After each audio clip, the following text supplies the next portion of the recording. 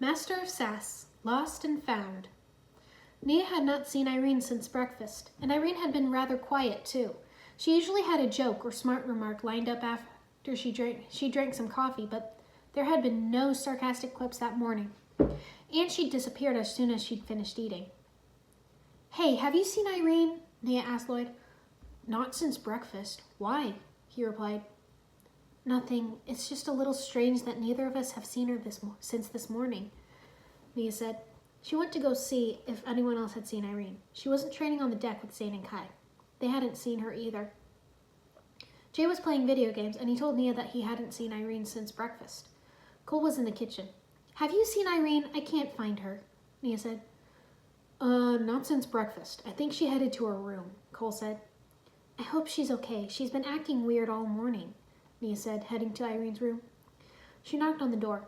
"Irene, are you in there?" she called. There was no answer. She opened the door. The room was empty, but there was a folded piece of paper on the bed. Nia picked it up and unfolded it, reading the note in Irene's handwriting. "Guys, you need to see this!" she yelled. The boys all quickly gathered in Irene's room. "She left?" Kai asked. "There was this note on the bed," Nia told him, holding the paper up. She read it out loud. "I'm sorry, guys. I can't control my powers. I don't want anyone to get hurt while I'm trying to figure out what to do. I'm sorry. I'll see you again when it's safe. Please don't go looking for me. I love you guys. Irene." "Obviously we have to go look for her," Jay said. "No matter what she said in the note, we have to go find her." "I agree. Let's try calling her cell phone, see if she'll pick up. Maybe we can track the signal," Lloyd said. "I'll try her phone now," Zane said, dialing Irene's number. They heard a muffled ringing coming from under Irene's bed. Jay bent down and pulled out Irene's cell phone. She's really serious about us not following her if she left her phone behind," he said, concerned. "So we can't track her by phone?" "That's not the only way to track someone down," Cole said. "If she's afraid of hurting someone, she'll probably head somewhere with few to no people, somewhere secluded," Lloyd deduced. "Less risky than staying in a city or village." "All right, let's head out and look for Irene," Kai declared. Irene trudged through the woods. She'd been walking all day, but she couldn't summon her elemental dragon and risk being seen. She felt bad for just disappearing and leaving only a few words on a piece of paper, but she couldn't drag her friends into her situation. "This is something I have to do alone." She stopped. Before her was the cabin that kept appearing in her dreams. She cautiously walked up to the door and pushed it open, afraid of what might be waiting for her. There was only a dusty table and chairs, and a couch in the corner. She sighed, setting down the small bag she'd packed. "Home sweet home until I figure this out," she whispered to herself.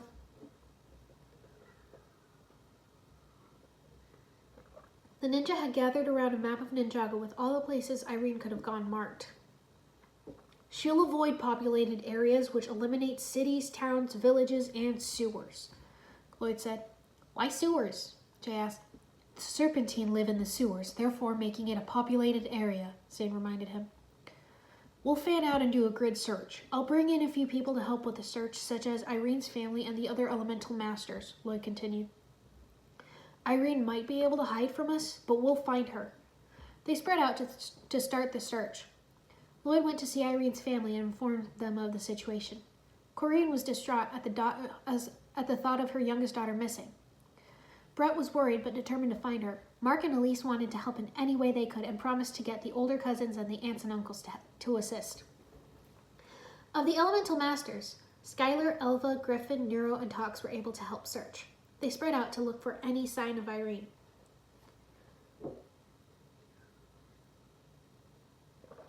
Irene heard a knock on the door of the cabin. She opened it to find Selwyn standing there with some grocery bags. "May I come in?"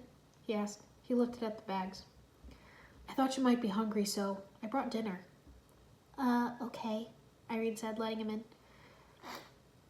He put the bags on the table and started unpacking the food. "How are you?" he asked pleasantly. "I almost destroyed our home in my sleep. I abandoned my friends for fear of losing control of my powers. I am afraid of my own dreams. How do you think I am?" Irene demanded. "Why are you here?" "The reason for my visit. I know Ender showed himself in your dreams recently. What did he tell you?" Someone asked, preparing some sandwiches. He told me a little bit more about chaos, how it's alive and partially aware, how it's the only element like that, and he also told me that the first Manjutsu master tasked you too with selecting a master of chaos. Irene replied. He also said that you picked me without consulting him first. Why? Because you were perfectly suited to it, even though you're already master of illusion. I didn't want to wait in case something changed, and there was no time to discuss it with Ender, someone said, offering her a sandwich. You said that it's still bonding with me, that I somehow caught its attention. How would I do that? Irene asked, taking a bite of the sandwich. Perhaps a surge of power, like when you unlocked your true potential. I believe it was around then that Chaos took notice of you, someone said, wrapping up several more sandwiches. These should last you a few days if you're set on staying out here. Ender's messengers should come soon, he said. He picked up his own sandwich and took a bite. I'll see you at the cave, he said, walking out the door. Irene finished her sandwich, then put the rest away in a cupboard. He brought food but no water, and I didn't bring enough, she muttered, looking at the 6-pack of water bottles she'd packed. Last me a few days if I ration it, but eventually I'm going to run out, and I'll have to get more, and I can't survive on those sandwiches forever. She sat down on the couch and drew her knees to her chest. She could feel her elemental powers swirling and pulsating within her, just under her skin, ready to burst out at any moment. Irene remembered the horrible nightmare she'd had, the one where she'd freaked out and her actions in the dream were happening in reality. She would have destroyed the ship if Kai hadn't woken her. The next time could be even worse. I can't let myself fall asleep and destroy something. I have to stay awake until I can change things.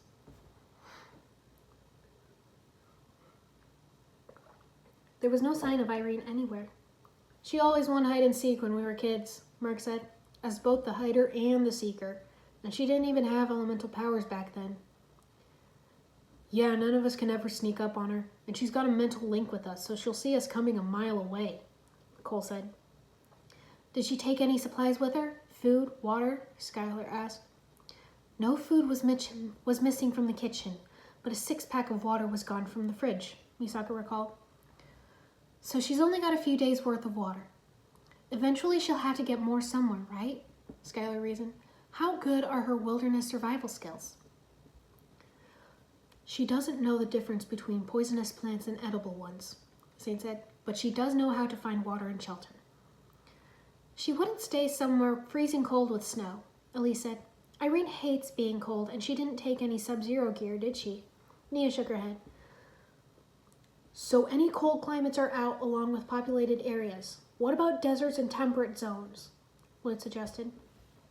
6 bottles of water won't last her more than a couple of days in the desert. And there's not much shelter there, Talk said. Irene is a ninja. If she wants to hide, she's going to pick a place where she can do so most effectively. Some place she doesn't have to rely on her illusions too much, Nero mused. What region would match such a description? Wooded areas, Lloyd said. Mountains and forests. There's a lot of trees, ditches, and caves that make excellent hideouts. That's genius, Greenie. Really narrowed it down, Griffin said, grinning. That settles it. We'll search the mountains and forests. Check the canyons as well, Wu ordered. Irene was tired, and hungry, and thirsty. It had been a few days since she'd come to the cabin, and she was no closer to an answer. I got nothing. All this effort, and I got nothing, she muttered. And my rations are half gone, and I could really use a bath. She sighed. I miss my friends. She sat down on the floor and closed her eyes, trying to sense them. She could feel their worry. They missed her too and wanted to bring her home. I told them not to go looking for me, she whispered. It's not safe. Deep down inside, Irene was glad that her friends cared so much about her. Kai flew over the forest looking for any sign of Irene. He would never admit it to anyone, but he missed her, even when she made fun of him. He flew low over the trees. He spotted a small clearing with a small half-ruined cabin. Kai remembered what Irene had said about a cabin in the woods appearing in her dreams. He landed and walked up to the door. He knocked. Irene, are you here? The door opened to reveal a tired girl in indigo. Kai? Irene whispered, shocked. I know you told us not to come looking for you, but we were worried, Kai said. He held out his arms and Irene nearly collapsed into his embrace, crying. I'm sorry. I'm sorry I abandoned you, she said. It's okay. I found you, Kai assured. You look tired. Have you slept at all? No. I was afraid I'd end up wrecking something in my sleep like I almost did with the bounty, Irene said. I almost dozed off and I caved in the corner of the roof. Yeah, I saw that coming in. Look, you need to rest, so I'm going to take you back home, okay? Kai said. Irene shook her head. Someone's going to get hurt, she protested. At least take a nap. I'll stay here and wake you if anything happens, Kai said. And don't argue with me. You're too exhausted to do anything right now. Fine, Irene muttered as he guided her to the couch. A quick nap. She was so tired she fell asleep fairly quickly. Kai raised the bounty on the comms. It's Kai. I found her. She's okay. There was cheering on the comms. Stay put. We're coming to pick you up, Nia said. Once the bounty arrived, Kai carefully picked Irene up in his arms without waking her and carried her onto the ship. Zane ran a quick scan. She is dehydrated, malnourished, and sleep-deprived, but she will be fine, he announced. Kai carried her to her room and set her down on the bed. She hasn't slept since she left. She was so scared of losing control. And she was apologizing for abandoning us, Kai said. At least she's home. We can figure this out together, Cole said. I'll make her some soup for when she wakes up, Lou said, heading to the kitchen. I'll stay here and monitor her, Zane said. The others nodded their agreement and left. Irene yawned and opened her eyes. She was back in her own room. Good morning, sister. How do you feel? Zane asked. Irene just sat up and threw her arms around him. I'm sorry for leaving. I got no closer to figuring out a solution, and I wasn't prepared enough, and I missed you, brother, she mumbled. It's all right. Sensei Wu made some soup for you. Come on, you can tell us the whole story after you've eaten, Zane said, taking her hand and leading her to the kitchen. The others were gathered there, and they all lit up when they saw Irene. You're all right, Lloyd exclaimed. We had to look everywhere for you, Jay said. We had to call in additional help to search, including your family. I already let them know you're okay, Cole said. You had us worried sick, Nia scolded, hugging her best friend. You must be so mad at me right now, Irene whispered. We're not mad at you, Kai assured. He grew serious. But if you ever pull a stunt like that again... Got it. I'm never doing something like that again. I was just scared I was going to hurt you guys, Irene said. Wu set a bowl of soup in front of her. We're just thankful you're home safe, he said. Hey, while you were hiding in the woods, what happened? Jay asked. I had a visitor, Irene replied. Someone came and brought me some food. No water, though. But anyways, he came and he said that he knew Ender had contacted me and he wanted to know what he said. I told him and then asked him why me, and someone said that I was perfectly suited to it, even though I'm already Master of Illusion. He didn't want to wait in case something had changed, and he said there was no time to consult Ender. Anything else? Cole asked. He said that Ender's messengers would come soon and that he would see me at the cave, Irene said. Then he left. She stirred her soup absently, looking lost in her thoughts. Irie, you need to eat, Lloyd prompted, nudging her arm. She managed to finish 2 bowls of soup and a bottle of water at Kai's insistence. Then she went to go take a hot shower. When she was all cleaned up, Lloyd brought a stack of Starfarer comics to her room. Want to look through these? He offered. She nodded, and the two of them sat on the bed and flipped through the comics. This is nice, little brother, Irene said. You've always been there for me since I was little. Now I can return the favor, he said, grinning, even if you run off like that. Luckily, I figured out what kind of place you might be hiding in. Oh, you figured me out, Irene said, and came up with a search plan, Lloyd added. You're turning out to be a pretty good leader, Lloyd. I'm proud of you, Irene told him. They spent the rest of the evening just reading comics.